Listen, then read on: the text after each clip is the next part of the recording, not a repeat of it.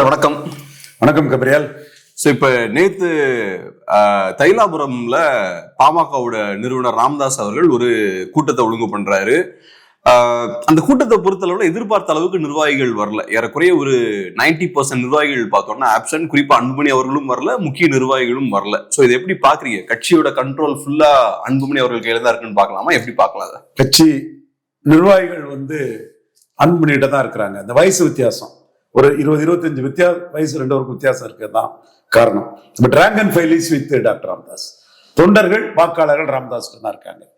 தொண்டர்கள் வாக்காளர்கள் டாக்டர் ராமதாஸ் இருக்கிறதா தான் மு.க. ஸ்டாலின் கணக்கு போடுவாரு, எடப்பாடி பழனிசாமி கணக்கு போடுவாரு, பாஜக தலைமை கணக்கு போடுவாங்க. எந்த ஒரு அரசியல் சக்தியும் இந்த கணக்கை தான் போடுவாங்க. அவங்களோட மதிப்பீடு பிளேயர்ஸ் மத்தியில, அரசியல் கட்சி தலைவர்கள் மத்தியில, அந்த கட்சி வாக்காளர்களும் தொண்டர்களும் டாக்டர் ராமதாஸ் கிட்ட இருக்கிறதான் கணக்கு போடுவாங்க. வயது முதிர்வின் காரணமாக ஒரு 20-25 வயசு யங்ஸ்டரான அன்புமணி கிட்ட இன்னும் 25 வருஷம் டிஃபரன்ஸ் இருக்கிறதுனால அவர் ஒரு ஆக்டிவா இருக்கிறதுனால அவர் சார்ந்து நின்னா நாளைக்கு அரசியல் எதிர்காலம் இருக்கும். மேலும் என்ன காரணம் கொண்டு ராமதாஸ் அன்புமணியை புடுங்கி எறிய மாட்டார், கொஞ்சம் சரிச்சு போடுவார், சுத்தமா புடுங்கி எறிய மாட்டார் மகனை. அந்த நம்பிக்கையிலையும் ஆட்கள் அன்புமணி தான் நாளைக்கு டாக்டர் ராமதாஸ் அவரை அப்ரூவ் பண்ண மாட்டாரு, அவருக்கு துணையாட்டு மூந்தனம் இருக்கணுங்கிற அதைத்தான் வற்புறுத்துவாருங்கிறது தான் 2ஆம் கட்ட தலைவர்களும் யோசிப்பாங்க. அதனாலதான் அந்த கூட்டம் இங்க வரல. ஆனா எதை பேஸ் பண்ணி சொல்றீங்க? இப்ப ராமதாஸ் அவர்கள் கையில தான் அந்த மக்களோட செல்வாக்கு இருக்கு அப்படின்ற விஷயத்த நான் எதுவுமே தரவு இல்லாம பேச மாட்டேன். மொட்டைச்சாத்தான் குட்டையில விழுந்தான்னு பேச மாட்டேன். என்னோட பேச்சை எடுத்து பாருங்க, மற்றவங்களோட பேச்சையும் எடுத்து பாருங்க, உங்களுக்கு அந்த உண்மை தெரியும். நான் ராமதாஸ் கூட தான் இருக்காங்கிறது என்னோட மதிப்பீடு. இது என்னோட மதிப்பீடுக்கு ஆதாரம் கிடையாது. ஆனா ஒரு ஆதாரம் எல்லாரும் கண் முன்னாடியே நாம வைக்கக்கூடிய ஆதாரம் என்னன்னா, அந்த மாநாட்டில் என் நண்பர் மாவீரன் குருவுக்கு தான் பயங்கர கைத்தட்டல். அதற்கு பிறகு அங்க கைத்தட்டல் வாங்குனதுன்னா டாக்டர் ராமதாஸ் தான் வாங்கினார். அன்புமணியே இப்படி நானே பேசிட்டு இருந்தா என்ன அர்த்தம்? அன்புமணி பேச்சுக்கே ரெஸ்பான்ஸ் இல்ல. ஸ்பான்டேனியஸா வந்த கூட்டம், காசு கொடுத்து வந்த கூட்டம் இல்ல, காசு கொடுத்து வந்த கூட்டம் இல்ல, ஸ்பான்டேனியஸா வந்த கூட்டம். அப்பப்ப அங்கங்க லோக்கல் லீடர்ஸ் கொஞ்சம் அரேஞ்ச் பண்ணிருக்கலாம், அது வேற விஷயம். பட் தலைமையில இருந்து பணம் கொடுத்து வான்னு அந்த கூட்டம் கிடையாது. முன்னாடி எல்லாம் நாம இருக்கும்போது லாரிகள்ல மக்களா வருவாங்க. இப்போ ஒரு 30 ஆண்டு கால காலகட்டத்தில், 35 ஆண்டு கால காலகட்டத்தில் எல்லாமே வண்டி வாகனத்தோட ஒரு க்ளோஸ்டு வெஹிக்கிளோட வராங்க. அவங்களா இளைஞர்கள் வந்த கூட்டம் தான். ஸோ தானே வந்த கூட்டம். இந்த தானே வந்த கூட்டத்துக்கிட்ட குரு ஒரு ஐக்கானா, பசுமன் முத்துராமலிங்க தேவர் முக்குலத்தோர் சமூக மக்களுக்கு இறந்த பிறகு பெரிய ஐக்கானான மாதிரி குரு வன்னியர்கள் மத்தியில் ஒரு ஐக்கானா இருக்கிறாரு. மற்றபடி தலைவர்கள்ல டாக்டர் ராமதாஸுக்கு தான் அங்க வரவேற்பு இருந்து கைத்தட்டு இருந்தது. அதான் இப்ப நீங்க சொல்றது போல மக்கள் செல்வாக்குன்னா ராமதாஸ் அவர்களுக்கு தான் இருக்குன்னு சொல்றீங்க. பட் ஏன் நிர்வாகிகள் அன்புமணி அவர்களை சூஸ் பண்றாங்க? ஏன்னா பொதுவா மக்கள் செல்வாக்கு யார்கிட்ட இருக்கோ அவங்களை நோக்கி தான் நிர்வாகிகளும் போவாங்க. ராமதாஸுக்கு 86 வயசு ஆகுது. பிராக்சிமிட்டியும் ஒவ்வொருத்தரோட இன்ட்ரெஸ்டையும் அவரால் பார்க்க முடியாது. எக்காரணம் கொண்டும் அவரு அன்புமணியை அழிக்க நினைக்க மாட்டார். சோ அன்புமணி சர்வைவ் ஆவாரு. அன்புமணிக்கு எதிரான ராமதாஸ் பூனை தன் குட்டிய கௌரவம் மாதிரி தான், பூனை எளிய கௌரவம் மாதிரி இல்லை. சோ அந்த இடத்துக்குள்ள பூனை குட்டி அன்புமணி நிற்பாருங்கிறது தான் அந்த 2ஆம் கட்ட தலைவர்களுக்கு மதிப்பீடு.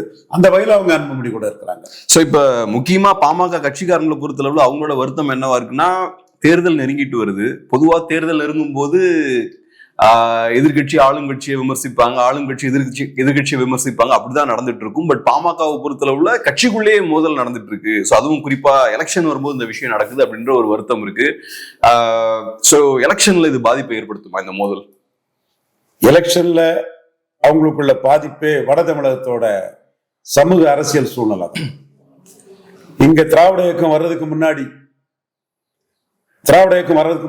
கருத்து பார்வையற்றவர்களுக்கு நான் சொல்றேன், திராவிட இயக்கம் களத்துக்குள்ள வர்றதுக்கு முன்னாடி 1952 உருவான அரசியல் வன்னியர் ஓட்டு அந்நியருக்கு இல்லை, அந்நியர் ஓட்டு வன்னியருக்கு இல்லை. பெருந்தலைவர் காமராஜ் ராஜாஜி ஆதரவாளர்களால தனக்கு ஆபத்து வரலாங்கிற அடிப்படையில, குறிப்பா வன்னியர் சமூகத்தை சேர்ந்த தலைவர்கள் மூலமாக அந்த பிரச்சனை வரலாங்கிறதுக்காக அவர் தனக்கு ஆதரவான ஒரு பொலிட்டிக்கல், இன்னைக்கு சொல்றீங்களா பேக்கிங் கம்யூனிட்டி, சோசியல் இன்ஜினியரிங், அதெல்லாம் வந்து காங்கிரஸ்ங்கிற தளத்துக்குள்ள காங்கிரஸ் கட்சியை கைப்பற்றி காந்திய மன்னிப்பு கேட்க வச்சு, நெஹ்ருக்கு பட்டேலுக்கு எதிராக நெஹ்ருக்கு துணையா நின்று நெஹ்ரு திணறும் போது நெஹ்ருவையே பட்டேலுக்கு கான்சுலேட்ல இருந்து காப்பாத்தி பெரிய பொசிஷன்ல இருந்த காமராஜ் தமிழ்நாட்டில் ஸ்ட்ராட்டஜி அவர் தான் முடிவு பண்ணார். காந்திய மன்னிப்பு கேட்க வச்சவர், ஏன் வருத்தம் தெரிவிச்ச வச்சவர் வரதராஜ் நாயுடு மூலமா மன்னிப்பு தான். காந்திக்கு ஸ்டாச்சருக்கு அது வருத்தம்னு சொல்லிக்கலாம். அதே மாதிரி பவர் பொலிட்டிக்ஸ்ல நெஹ்ருவை ப்ரொடெக்ட் பண்ணவர். ஸோ அவர் தான் இங்க ஸ்ட்ராட்டஜி பண்றாரு. அந்த ஸ்ட்ராட்டஜியில் அவர் எடுத்த வீகம் வட தமிழகத்தை பொறுத்தவரையில நாயுடு, ரெட்டியார், உடையார், பிள்ளை, யாதவர், பிராமணர், முஸ்லிம், செங்குந்தர், அகமுடையார், கிராமணி, இப்படி இதர ஜாதிகள் plus backward community, schedule caste, Paraiyar சமூகம், இதுதான் அவருக்கு ஸ்ட்ராட்டஜி. இந்த ஸ்ட்ராட்டஜிக்குள்ள அவர் வந்து 2 வன்னியருக்கு தான் டிக்கெட் கொடுத்தார். அப்ப 2 வன்னியருக்கு டிக்கெட் கொடுத்தே வட தமிழகத்தை ஜெயிக்க முடியுங்கிற ஒரு நம்பிக்கை காமராஜுக்கு அன்னைக்கு இருந்தது. இதனால பாதிக்கப்பட்ட வன்னியர்கள் கலர்ந்தெழுந்தாங்க. படையாச்சி தலைமையில 19 பேரும், நாயக்கர் தலைமையில 6 பேரும் ஜெயித்தாங்க. 25 பேர் எம்எல்ஏக்கள் வந்து வெற்றி பெற்றாங்க. குறிப்பா அன்றைய உள்ள ராஜஸ்தானில, தமிழ்நாட்டில தான் மெஜாரிட்டி வரல. காரணம் இந்த வன்னியர் எழுச்சி தான். சென்னை ராஜஸ்தானி மட்டுமே காங்கிரஸுக்கு மெஜாரிட்டி வரல. காமராஜ் இஸ் ஏ பொலிட்டிஷியன், என் சமுதாயத்தை சேர்ந்தவர், நாடார்களுக்கு மிக பெருமை கொடுத்தவர், 2 அப்பர் காஸ்ட் கயஸ்தா பிராமின் பிரைம் மினிஸ்டரே 2 வருஷம் கமாண்ட் பண்ணவர். நான் பெரும் மரப்பாட்சி பொம்மை தான் காமராஜ் கேண்டிடேட்லாம் சொல்லி சப்மிசிவா இந்திரா காந்தி இருந்ததெல்லாம் இந்திய வரலாற்றின் பக்கங்கள். அந்த அளவுக்கு பெருமைக்குரியவராக இருந்தாலும் அவர் ஒரு அரசியல்வாதி தான், அரசியலை தான் பண்ணாரு. Kamaraj is a politician. அவரோட பொலிட்டிக்கல் ஸ்ட்ராட்டஜி வன்னியர்களால தங்களுக்கு தன்னுடைய தலைமைக்கு வந்து ஒரு சேலஞ்சு வரலான்னு தான் அவர் நினைச்சாரு. ஸோ இந்த ஸ்ட்ராட்டஜி அவர் பண்ணும்போது வன்னியர் ஓட்டு அந்நியருக்கு இல்லைங்கிற ஒரு கோஷத்தோட படையாச்சி வந்து அதற்கு பதிலடி கொடுத்தாரு. அதுல 25 பிளஸ் சுயேட்சை 3, ஒரு 30 எம்எல்ஏக்கள் வர அன்னைக்கு வந்தாங்க. ஏன்னா அன்னைக்கு காங்கிரஸ், காமராஜ் தான் தலைவர், காங்கிரஸை தன் சொத்தாட்டு பிடிச்சு வச்சிருந்தாரு. தனக்கு எதிராக இருக்கவங்களெல்லாம் அழுத்தம் கொடுத்து வெளியே தள்ளிட்டாரு. நாடிமுத்து பிள்ளைனாலும் சரி, தையல் பாக ஆய்த்தனாலும் சரி, பசுமன் ஐயா, முத்துராமலிங்க தேவர்னாலும் சரி, ஒரு அழுத்தம் கொடுத்து காங்கிரஸுக்குள்ள தாக்கு பிடிக்க முடியாத பண்ணிக்கிட்டு காங்கிரஸை கைப்பற்றி ஒரு பொலிட்டிக்கல் பைத்தானாட்டு ஒரு லீடரா இருந்தாரு. அதற்கு எதிராக வந்து வேற கட்சிகள் இல்லாத சூழ்நிலையில படையாச்சி நாயக்கரும் கலந்து இருந்தாங்க. 3 சுயேட்சையா கூட 3 வன்னியர்கள் வெற்றி பெற்றாங்க. அந்த கட்டத்துக்குள்ள வட தமிழகத்துல விழுந்த அரசியல் தான் வன்னியர் அல்லாதாருங்கிற அரசியல். 52 விழுந்த டெம்ப்ளேட் தான். அன்னைக்கு இந்துத்துவா வரல. சகோதரர் செந்தமிழன் சீமானோட தமிழ் தேசியம் அன்னைக்கு கிடையாது. அது மட்டும் இல்ல, அன்னைக்கு திராவிட இயக்கமே கிடையாது. திராவிட இயக்கமே அரசியல் களத்துக்குள்ள வரல. திராவிட இயக்கம் அரசியல் களத்துக்குள்ள வர்றதுக்கு முந்திய ஒரு அரசியல் சமூக சூழல் தான் வன்னியர் நான் வன்னியர்ங்கிற சூழல். இதுதான் திரும்ப 98 ரிவைவ் ஆச்சு. ஜெயலலிதா அம்மையார் பாமகவுக்கு கூட்டணி வாய்ப்பு கொடுக்கும் போது மீண்டும் அந்த இது ரிவைவ் ஆச்சு. அந்த ரிவைவ் ஆனது இன்னைக்கு வர ஓடிட்டு இருக்குது. ஏன்னா 52 அப்படி உருவானதுனாலதான் படையாச்சி காங்கிரஸுக்குள்ள போன பிறகு ஒரு 25 வருஷத்துக்கு பிறகு டாக்டர் ஐயா தலைவராக முடியும்னா, வன்னியர் சமூக மக்கள் மத்தியில நம்மளை எல்லாரும் சேர்ந்து தனிமைப்படுத்துறாங்க, மற்றவங்க எல்லாம் சேர்ந்து நம்மளை தோக்கடிக்கூடிய ஒரு அரசியலை பண்றாங்கிறது ஒவ்வொரு வன்னியர் டிஎன்ஏலையும் இருக்குது. நான் வெளிப்படையா பச்சையா உண்மையை சொல்றேன். காமராஜோட அரசியலை நான் நியாயப்படுத்தல. அவர் காங்கிரஸ் தலைவராக இருந்து அவருக்கு எது சேஃப்கார்டோ எது பெட்டரோ அந்த அரசியலை பண்ணாரு. அப்படி பண்ணக்கூடிய பலமும் சக்தியும் அவர்கிட்ட இருந்துங்கிறதா உண்மை. அவர் வெளிப்படையா கூட நாடே சுதந்திரம் போன போதுன்னு அந்த இவர்கள் எல்லாம் விமர்சனம் கூட வெளிப்படையா வைக்கக்கூடிய அவர் தான். பட் அந்த அரசியலை மற்ற தலைவர்கள் வந்து கால சூழ்நிலைக்கு தக்கன நாசூக்கா நைசிட்டியோட பண்ணுவாங்க. ஸ்டாலின் அதே அரசியலை ப்ரோ வன்னியர் ஆன்டி பிஎம்கேங்கிற லெவல்ல இன்னைக்கு பண்றாரு. அதுல 3 எலெக்ஷன் இடைத்தேர்தல்கள் எல்லாத்திலுமே ஒரு தொடர் வெற்றியை ஸ்டாலின் பெற்றுட்டு இருக்கிறாரு. சும்மா அங்க ஏசி ரூம்ல இருந்து அர்த்த பழசான பண்ண பாடாசான புரட்சி தலைவி ஜெயலலிதா, முத்தமிழறிஞர் கலைஞர் இறந்த பிறகு முடிஞ்சு போன திமுக வர்சஸ் அண்ணா திமுக அரசியலை கடந்த காலத்தின் கைதிகளாட்டு பலரும் பேசிட்டு இருப்பாங்க. வடதமிழகத்தின் அரசியலை வன்னியர் வெர்சஸ் நான் வன்னியர் தான் வடதமிழகத்தின் அரசியல். இந்த அரசியலை செட் பண்ணது காமராஜ். இதுதான் பாமகவோட பிரச்சனை. இந்த பிரச்சனைய எப்படி ஓவர் கம் பண்ணி ஜெயிக்கிறங்கிறது தான் பாமகவுக்கு ஸ்ட்ராட்டஜியா இருக்க வேணும். அதுல வந்து என் போன்றவர்கள் அதுக்கு அன்னைக்கு பல ஸ்ட்ராட்டஜிகள்லாம் பண்ணி கொடுத்தோம். என் போன்றவர்களே நான் வன்னியர்கள் பாமகவுக்கு ஆதரவு அளிக்கிறதுக்கு ஒரு தூணாக நின்னோம். இன்னைக்குள்ள சூழ்நிலையில பாமக இந்த இக்கட்டு தான் அவங்களுக்கு பெரிய இக்கட்டு. இப்பதான் ஒரு முக்கியமான பாயிண்ட். இப்ப நீங்க வன்னியர் அரசியல் பத்தி பேசும்போது லாஸ்ட் 10 இயர்ஸ்ல அவங்களோட பொலிட்டிக்ஸ் வந்து ரொம்ப மாறி இருக்கு. நிறைய எக்ஸ்பெரிமெண்ட்ஸ் எல்லாம் பண்றாங்க. அன்புமணி ராமதாஸ் அவர்கள் ஒரு சிஎம் ஃபேஸ் மாதிரி ப்ரொஜெக்ட் பண்றாங்க. எல்லா மக்களுக்குமான கட்சி நாங்க அப்படின்ற மாதிரி ப்ரொஜெக்ட் பண்ண ட்ரை பண்றாங்க. அதுக்கப்புறம் இப்ப ரீசெண்டா நடந்த அவங்களோட மாநாடை பார்க்கும்போது திரும்பவும் சாதிய மையமா வச்சு அரசியல் பண்ற மாதிரி தோணுது. சோ இப்ப பழைய ஸ்ட்ராட்டஜி எல்லாம் ஒர்க் அவுட் ஆகல, இனிமேல் நம்ம சாதியை ஃபோக்கஸ் பண்ணி அரசியல் பண்ணலான்ற முடிவுக்கு வந்துட்டாங்களா? சக்தியா இருக்கிறதுக்கு வன்னியர் தேவை. என்ன சொன்னாங்க, வன்னியர்களை மேய்க்கிறதுக்கு வன்னியர்கள் உண்டு, எங்களுக்கு தெரியும் கட்சி எப்படி நடத்துறதுன்னு. ரவீந்திர துரைசாமி தான் வந்து கட்சி நடத்தாங்கிற தோற்றம்லாம் வேண்டான்னு என்னையே சொன்னாங்க. சொன்னது யாருங்கிறது சொன்னவருக்கு மனச்சாட்சிக்கே தெரியும். சோ அந்த இடத்துக்குள்ள அவங்களுக்கு தேவை சக்தியா இருக்கிறது வன்னியர் கன்சால்டேஷன், ஜெயிக்கிறதுக்கு நான் வன்னியர் ஆதரவு. சோ இது ஒரு பேலன்சிங் ஆக்ட் பண்ணி ஆகணும். வன்னியர் கன்சால்டேஷன் நின்னாதான் பொழிச்சா நிற்க முடியும். இன்னைக்கு தேமுதிக, தமாக, மதிமுக போன்ற கட்சிகள் எல்லாம் 20 சீட் எடுத்த மூப்பனாரோட தமாக வந்து ஈரோடு கிழக்குல நிற்க முடியல. ஆனா டாக்டர் ராமதாஸ் விக்கிரவாண்டியில நிற்கிறாரு. எடப்பாடி பழனிசாமி டாக்டர் ராமதாஸை கண்டு மிரண்டு களத்தை விட்டு ஒதுங்கி ஓடுறாரு. நின்னா ஒரு வேளையில ராமதாஸ் நம்மளை 3ஆவது தள்ளிடுவாரோங்கிற அச்சத்துல ஓடுறாரு. அந்த பலம் தான் இன்னைக்கு பாமக வந்து பெரிய சக்தியா நிறுத்தி வைக்குது. டாக்டர் ராமதாஸுக்கு அந்த பலம் தான் நிறுத்தி வைக்குது. அப்போ அவங்களுக்கு பேஸ் தேவை, வன்னியர் பேஸ் அவங்களுக்கு தேவை.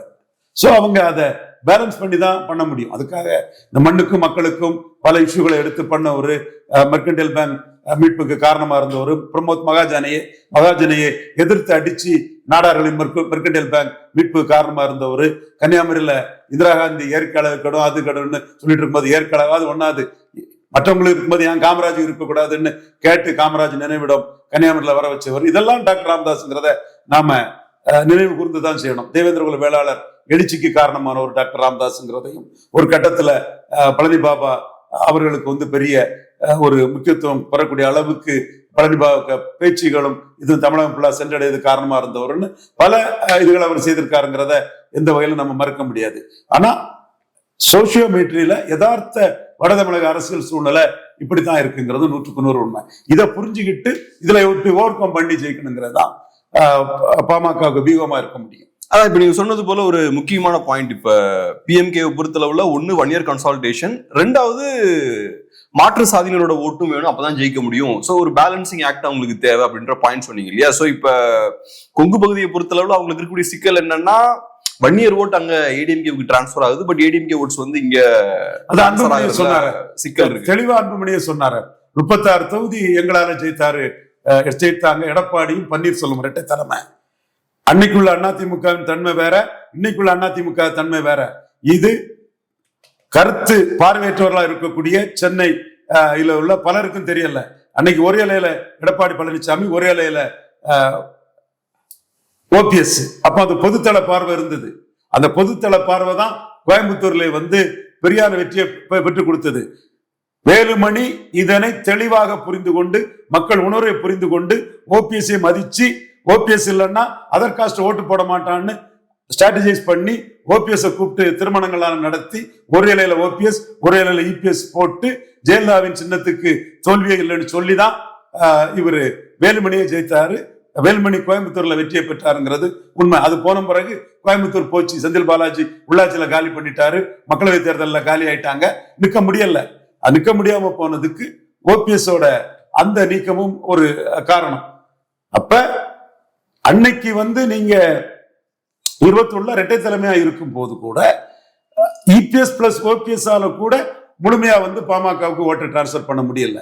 இப்ப ஓபிஎஸ் இல்லாத போது அதர் காஸ்ட் மத்தியில, நான் வெள்ளாள கவுண்டர்கள் மத்தியிலையும் எம்ஜிஆர் ஜெயலலிதா விசுவாசி ஓபிஎஸ் தான், அவரை நீக்கினது தப்பு, எடப்பாடி கிராப்பர் ஆயிட்டாருங்கிற எண்ணம் நான் வெள்ளாள கவுண்டர் மத்தியில இருக்கு. சர்வேக்கு என் கூட சர்வே எடுக்கக்கூடிய நண்பர்கள் பேர சொல்ல கூட தயார், வாங்க நம்மளே சேர்ந்து சர்வே பண்ணுவோம், அதை வீடியோ பண்ணுவோம், ஓபிஎஸ் நீக்கினது வெள்ளாள கவுண்டர் அல்லாதவர்கிட்ட அதிருப்தி இருக்கா இல்லையான்னு நம்ம பார்த்துருவோம், ஓபிஎஸ் நீக்கினது வன்னியர் அல்லாதவர்கிட்ட அதிருப்தி இருக்கா இல்லையான்னு நம்ம பார்த்துருவோம். யார் வேணாலும் வாங்க, நான் சேலஞ்ச் பண்றேன், வீடியோகிராஃபி பண்ணி மக்களுக்கு தெரியக்கூடிய அளவுக்கு நம்ம சர்வே பண்ணுவோம். நான் களத்துல இருந்து வந்து உண்மையதான் சொல்றேன். கரெக்டா தான் என்னோட. அப்ப இந்த சூழ்நிலையில 21 2 பேரும் சேர்ந்து இருக்கும் போதே நான்மணியர்கள் ஓட்டு சரியா வராம சேலம் தருமபுரி தவிர ஜெயிக்க முடியல. அப்ப ஓபிஎஸ் இல்லாத சூழ்நிலையில அந்த ஓட்டுகள் மிக அளவு எதிராக போகுங்கிறத டாக்டர் ராமதாஸ் உணர்றார். இன்னொரு பாயிண்ட், இந்த 5 வருஷ ஏகடியம் எள்ளி நகையாடுதல் பரஸ்பர குற்றச்சாட்டு இது பொருந்தா கூட்டணியா அதை உருவாக்கும்னு டாக்டர் ராமதாஸ் நினைக்கிறார். சோ அவர் அதிமுக கூட்டணிக்குள்ள பாமக போனா மு.க. ஸ்டாலின் அவர்கள் கலைஞரை விட புத்திசாலி திறமையானவர். அந்த பரையர் சமூகத்தை திருமாவளவன் மூலமா கன்சாலிடேட் பண்ணுவாரு, கிறிஸ்தவ முஸ்லிம்களை காங்கிரஸ் மூலமா கன்சாலிடேட் பண்ணுவாரு, ப்ரோ வன்னியர் கேண்டிடேட்டையே நிறுத்துவாரு. பெரிய அளவுக்கு ப்ரோ வன்னியர் அவரு நிறைய விஷயங்கள் இப்ப பண்றாரு. பனைமரத்து ராஜேந்திரனை மந்திரி ஆக்குனது, இவரு லட்சுமணனை மாவட்ட செயலாளர் ஆக்குனது, இந்த மாதிரி பல விஷயங்கள் பண்ணும்போது கூடுதலா வன்னியர் கேண்டிடேட்டுகளையும் நிறுத்தி அவர் வந்து தெளிவா நான் வன்னியர்களை கன்சாலிடேட் பண்ணி அதிமுக பாமக கூட்டணியில் இருக்கக்கூடிய பாமக வேட்பாளர்களை 2009 மாதிரி 19 மாதிரி 21 மாதிரி தோக்கடிக்க முடியும். இதுதான் இங்க ஸ்டாலினுக்கு ஸ்ட்ராட்டஜி. முன்னாடி பாமக ஈடுபடல. டாக்டர் ராமதாஸ் பொறுத்தளவுல கலைஞர் அவுட்விட் பண்ணாரு. இடஒதுக்கீடை பெற்றுக்கிட்டு அழுகிற மாம்பழத்தை கொடுத்துட்டான அரசியல் சக்தி ஆனாரு. ஃபர்ஸ்ட்ல 2 சீட்டு தான் தருவாருன்ற கலைஞர்கிட்ட 8 சீட்டு வாங்கக்கூடிய அளவுக்கு பெருசானாரு. கலைஞர் வந்து வன்னியர் போல்ஸ் பாமகன்னு அச்சப்பட்டு தான் அந்த ஸ்ட்ராட்டஜியை பண்ணாரு. பட் கலைஞர் வந்து முதலமைச்சருக்கு மாறின ஸ்டாலின் அதை எப்படி சிம்பிளா தோக்கடிக்க முடியுங்கிற வீகத்தை 2009, 19, 21 செய்துட்டாரு. 26 அதை ரொம்ப திறம்பட செய்ய முடியுங்கிறத டாக்டர் ராமதாஸ் உணர்றாரு. மேபி 26ல சூழல் மாறதுக்கான வாய்ப்பு இருக்கும். ஏன் இதை நான் கேட்கறேன்னா, இப்ப 21ல ஆன்டி இன்கம்பன்சி இல்ல டிஎம்கேவுக்கு, இப்ப அவங்களுக்கு ஆன்டி இன்கம்பன்சி இருக்கு.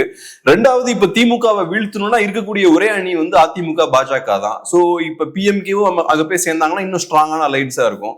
சோ அப்ப திமுகவை வீழ்த்தணும்னா இந்த ஒரு ஆப்ஷன் தான் இருக்குன்னா இங்க வந்து நான் ஓட்டு போட வேற ஆப்ஷன் இல்ல. ஆன்டி இன்கம்பன்சிங்கிறது கிளைம். ஆன்டி இன்கம்பன்சிங்கிறது கிளைம் இருக்குங்கிறதுக்கு என்ன கேரண்டி இருக்கு? இந்த கிளைமை இன்னைக்கு கிளைம் பண்ணக்கூடியவங்க எல்லாம் ஆன்டி இன்கம்பன்சி கிளைமை 2024 வச்சாங்களா இல்லையா? நான் எல்லாரும் பேரும் சொல்றேன். சவுக்கு சங்கர், ரங்கராஜ் பாண்டே, ஜேபிசி ஸ்ரீராம் எல்லாரும் வச்சாங்களா இல்லையா? நான் திமுக சர்டிபிகேட் கொடுக்க வரல. ஆனா இதே நபர்கள் இருக்கா இல்லையான்னு தெரியாம திமுக மேல வன்மத்திலும் காழ்ப்புணர்ச்சியிலும் ஆன்டி இன்கம்பன்சின்னு பேசக்கூடியவங்க தானே. ஆனா 24ல மேபி இருந்திருக்கலாம் ஆன்டி இன்கம்பன்சி. பட் அந்த ஓட் ஸ்பிளிட் ஆயிருச்சுன்னு பாக்குறேன். ஏன்னா ஏடிஎம்கே பிஜேபி தனியா நின்னாங்க. சோ அதனால ஓட் ஸ்பிளிட் ஆயிருக்கும்னு நினைக்கிறேன். ஆன்டி இன்கம்பன்சி இருந்தா அந்த ஓட்டு வந்து சீமானுக்கு தானே 4.5% மேல போச்சு. 4.4% சீமானுக்கு தானே போச்சு. 3.8 இருந்த சீமான் 8.2க்கு போனாரு. ஆன்டி இன்கம்பன்சி இருந்திருக்குல்ல? இல்ல, ப்ரோ சீமான் ஓட்டுங்கிறேன். ப்ரோ சீமான் ஓட்டுங்கிறேன். சீமாவை லீடரா பாக்குறான், எடப்பாடியை கிராப்பரா பாக்குறான். அதனால ஜெயலலிதா இருந்து பிடிச்ச வாக்குகளை எடப்பாடி இழந்துட்டு இருக்கிறாரு. ஈர்ப்பு சக்தியற்ற ஓட் டிரான்ஸ்பரிங் கெப்பாசிட்டி இல்ல, அபகரிக்கும் கிராப்பர் 2 ஜாதி கிராப் பண்ணக்கூடிய அளவுக்கு ஒரு கட்சியை நடத்தக்கூடிய எடப்பாடிக்கு செல்வாக்கு இறங்கிட்டு இருக்கு, சீமானுக்கு செல்வாக்கு ஏறிட்டு இருக்குது. இந்த டிரான்ஸ்பர்மேஷன் நடந்துட்டு தானே இருக்குது. ஏன் 2024ல காங்கிரஸும் பாஜகவும் தேசிய கட்சிகள் நாட்டுக்கு தேவையில்லை, நாங்க நவீன் பட்நாயக் மாதிரி நிற்போம், நாங்க ஒய்எஸ் ஜெகன் மாதிரி ஜெயிப்போன்னு சொன்னவங்க இன்னைக்கு பாஜக கூட கை குலுக்கி இருக்கிறாங்க. அப்ப அவங்க நிலைப்பாட்டுல இருந்து மாறி இருக்கிறாங்க. அப்ப மத்திய அரசுக்கு ஆன்டி எஸ்டாப்ளிஷ்மெண்ட் இருக்கா இல்லையாங்க பற்றி எல்லாம் அவங்களுக்கு கவலை இல்லை.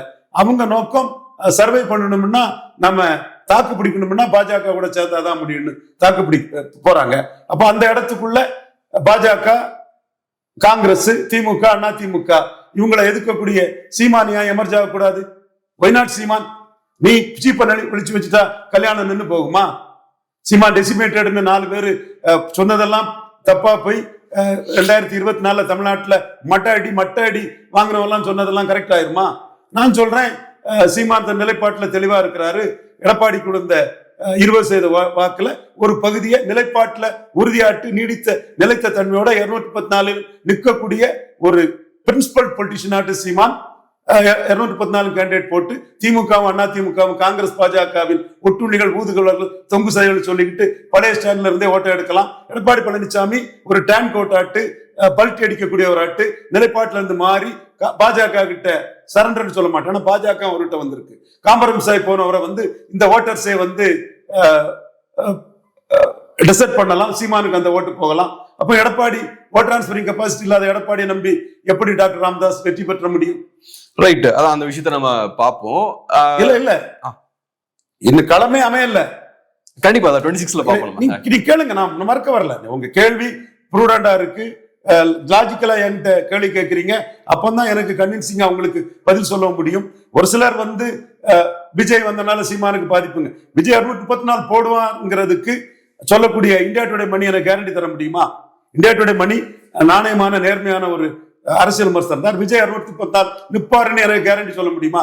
நான் இப்ப சொல்றேன், நின்றுட மாட்டாரு. பல விஜய் ஆட்கள்கிட்ட நான் பேசிட்டு வரேன். எல்லாருமே வியாபார அரசியல்வாதி. அவங்க விஜய் வச்சு ஒரு வியாபாரம் பண்ண நினைக்கிறாங்க. மார்க்கெட்டிங் பிராண்டிங் ஆட்களுக்கு கோடிகளை கொட்டி கொடுத்து அதை அறுவடை பண்ணதுக்கு வந்திருக்காங்க. வியாபார அரசியல் இருக்கிற யாருமே சட்டமன்றத்துல விஜய்க்காக இன்வெஸ்ட் பண்ண தயார் இல்லை. என்கிட்டே விஜய் ஆதரவாளர்கள் என்னகிட்டே போட்டோஸ் எல்லாம் எடுத்துக்கிட்டு விஜய் தப்பு பண்ணிட்டாருங்க, கூட்டணி போயிருக்கணுங்க, விட்டுட்டாருங்க, பாஜக மேலுன்னு சொல்லி எடப்பாடி பாஜக கிட்ட போயிட்டாரு, விஜய் அப்பவே போயிருக்கணும், தப்பு பண்ணிட்டாருன்னு சொல்றான். நிர்வாகிகள்லாம் சொல்றான். அப்போ அந்த கட்சி 614க்கும் போட்டியிடுறதுக்கு தயாரில்லாத கட்சி, அரசியல் வியாபாரம் பண்ண வந்த கட்சி. 39 MDA போடுறதுக்கு தகுதி இல்லாதவங்க எப்படி 614 போட்டுக்கிடுவாங்க? இதத்தான் சீமான் விஜய் கம்பாரிசன்ல அது சீமானுக்கு நாளைக்கு லாபம் வருங்கிற கருத்தை நான் ஆணித்தரமா இந்த இடத்துக்குள்ள நான் சொல்றேன். 634 விஜய் போட்டா அது வேற, போட்டுக்கிட மாட்டாருங்கிற சூழ்நிலையும் வியாபார அரசியல் பண்ண வந்தவங்க இருக்கவங்க போட தயார் இல்லைங்கிற நிலைமையும் தான் அங்க இருக்குது. சோ ஒரு விஷயத்த சொல்லும் போது கிவன் சிச்சுவேஷன் என்ன, அதற்கு தக்கன அந்த விஷயத்த சொல்லணும். இப்ப டாக்டர் ராமதாஸ் என்ன நினைக்கிறாரு? எடப்பாடி பழனிசாமிக்கு 36% வாக்கு அவரு விக்கிரவாண்டியில நிக்கல, 23% திமுகவுக்கு போயிட்டு, ரெட்டல வாக்கு 23% திமுகவுக்கு போயிட்டு, ஒரே குட்டையில் ஊறிய மட்டைகள்னு திமுகவே அண்ணா திமுகவே அண்ணாமலை அடிச்சு 12% மாம்பழத்துக்கு வந்திருக்கு. இவர் விருப்பப்பட்ட சீமானுக்கு அல்லது அந்த இடத்துக்குள்ள இவருக்கு போராட்டத்தை ஆதரிச்சு நெருங்கி வந்த சீமானுக்கு 1% வாக்கு தான் விக்கிரவாண்டியில போயிருக்குது. அப்போ இதே நண்பர்கள்ட்ட சொல்றேன், ரங்கராஜ் பாண்டே பேரை சொல்லியே கேட்கிறேன், மணி பேரை சொல்லியே கேட்கிறேன். ஏன்னா சில விஷயங்கள் என் நண்பர்கள் சகோதரர்கள் நேர்மையானவர் நாணயமானவர்கள் பாசத்துக்குரியவர்கள் அவருடைய வெல்விஷர் நான், அது வேற விஷயம். சில விஷயங்களை மக்கள் மத்தியில கொண்டு வந்தோம்னா இப்படி டான்னு தேங்காய் உடைச்ச மாதிரி அடிச்சு பேசினாதான் இருக்கும். எடப்பாடிக்கு ஓட் டிரான்ஸ்பரிங் கெபாசிட்டி இல்லைங்கிறதுக்கு நான் அதை எவிடன்ஸா சொல்றேன். முடிஞ்சா நீங்க அதுக்கு பயிர் சொல்லி பாருங்க. சோ இப்ப ராமதாஸ் அதை பாப்பாருல்ல, உங்க அரிப்புக்கு ராமதாஸ் அரசியல் முடிவெடுக்க முடியாது இல்ல. ரைட். சரி, இப்ப இதையும் தாண்டி ராமதாஸ் வந்து அதிமுக கூட்டணி போனாருன்னா ஹெவி சீட் வாங்குவார். அதுதான் ரைட். சோ இப்ப முக்கியமான ஒரு கேள்வி என்னன்னா, பாமகவுக்குள்ள நடக்கக்கூடிய இந்த உட்கட்சி மோதல்கள் இருக்கு இல்லையா, அதுக்கான காரணம் என்ன? பரவலா சொல்லப்படுற விஷயம் என்னன்னா, கூட்டணி அப்படின்ற அந்த கேள்வி வரும்போது கருத்து வேறுபாடு இருக்கு, அப்பாவுக்கும் பையனுக்கும் கருத்து வேறுபாடு இருக்குன்றாங்க. பட் இன்னொரு ஆர்கியூமெண்ட்டும் இருக்கு, அதை தாண்டி வேற சில முக்கியமான பிரச்சனைகளும் இருக்கு. சோ இந்த கூட்டணி வந்து பெரிய டிஸ்பியூட் கிடையாது, அதை தாண்டி வேற சிக்கல் இருக்குன்றாங்க. சோ உங்களை பொறுத்தவரை இந்த பிரச்சனைக்கான காரணம் என்ன? நீரெடுத்து நீர் விளைவதில்லை. ஒரு தாய் மக்கள் ஒன்னா இருப்பாங்க, ஒன்னா இருந்தாதான் அவங்க ஏதாவது சாதிக்க முடியும், அல்லது சுத்தமா அடிபட்டு போயிடும். மோதலுக்கான காரணம் என்ன? மோதலுக்கான காரணம் அரசியல்ங்கிறது இன்னைக்கு அதிகாரம் பணம் எல்லாமே சார்ந்த ஒரு இதுதான். அதுல வந்து முழு ஷேரும் அன்புமணிக்கு போவதுக்கு டாக்டர் ராமதாஸ் விரும்பல. தன்னோட மகன் முகுந்தனுக்கும் ஒரு ஷேர் போகணும்னு நினைக்கிறாரு. அந்த அதிகார இதுல பண ஷேரிங்ல அது வந்து முகுந்தனை வந்து ஒரு குரு அன்புமணிக்கு நின்னது மாதிரி முகுந்தனுக்கு ராமதாஸ் நினைக்கிறாரு. அன்புமணி முகுந்தனை தாக்குப்படி குரு இறந்துட்டாரு. குரு இறக்கலன்னா அவரு கூட ஒரு சக்சேஷன்ங்கிறது வந்து எந்த சக்சேஷன் எப்போ எப்படி வரும்னு யாருமே சொல்ல முடியாது. நல்ல சக்சேஷனை பற்றி சொல்லும் போது இழிவானவர்கள், குறுக்கட் மென்டாலிட்டி உள்ளவர்கள், அழுகல் மூளை உள்ள ஆசாமிகள், ஒரு தலைவருக்கு மரணத்தை எதிர்த்து ஈனப்பிரிவுகள் பேசுறத ஈனப்பிரிவுகள் அடிச்சிருப்பேன். அந்த ஈனப்பிரிவுகளுக்கு அது தெரியும் நான் பேசினது. அந்த இதுக்குள்ள நான் போக விரும்பலாது, எனக்கு விருப்பம் இல்லாத ஒரு விஷயம். பட் இந்த இடத்துக்குள்ள ஒவ்வொருத்தரோட கால்குலேஷன்லயும் குரு மாதிரி முகுந்தன் வந்து அன்புமணிக்கு இருக்கணுங்கிற எண்ணம் டாக்டர் ராமதாஸுக்கு இருக்கு. நீண்ட நீண்ட நாட்கள் அவர் வில் பவரோட அரசியல் பண்ணுங்கிறது என்னோட மனப்பூர்வமான ஆசை, வேண்டுகோள். அதை விட்டுருங்க. அப்ப அன்புமணிக்கு தானே அதை பார்த்துக்கலாங்கிற எண்ணம் இருக்கு.